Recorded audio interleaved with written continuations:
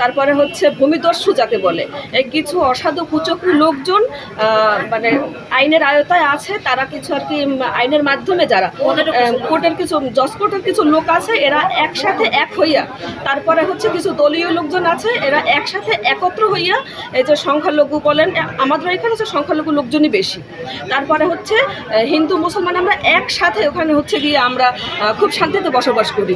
এখন এরা আমাদের উচ্ছেদ করার জন্য মানে এক কথায় মানে মারমুখী আক্রমণ যাকে বলে, জবরদখল করার জন্য, তাতে তারা যে কোনো কিছু যা করা লাগে তারা তার জন্য করা প্রস্তুত করার জন্য।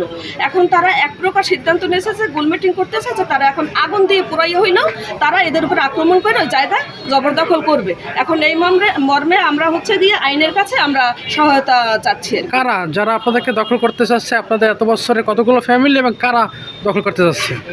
দখল করতে চাচ্ছে মূলত এখানে জমিটা দাবি করছে সুদীর, হ্যাঁ, সুদীরের কাছ থেকে কিনছে হচ্ছে যে গোলাম ফারুক, তারপরে হচ্ছে আনোয়ার পেশকার, তারপরে হচ্ছে মাহাতাব, তারপর জজকোর্টে চাকরি করে বিজন, অসীম সুতা, রাবেয়া, হ্যাঁ, এরকম আরো অসংখ্য লোকজনের কাছে সরকারি জমি কোটি কোটি টাকার সম্পত্তি বেদখলভাবে এরা মানে বেআইনি ভাবে বিক্রি করছে। সম্পত্তি সরকারি, মোট কথা এটা জবরদখল করার জন্য হচ্ছে, এরা এখন নিজের করে নেওয়ার জন্য কোটি কোটি টাকার সম্পত্তি এবং দেশের এই বর্তমান পরিস্থিতি, দেশের যে বর্তমান পরিস্থিতি, দেশের সম্পদ তারা আত্মসাৎ করার জন্য, লুটপাট করার জন্য এই সংখ্যালঘুর উপরে আমাদের করতে চাচ্ছে, চালাইতে চাইতেছে। এই জন্য আমরা সবার কাছে সহায়তা চাচ্ছি, আইনের কাছে। সরকারি সম্পত্তি আসলে বিক্রি করে কিভাবে আসলে?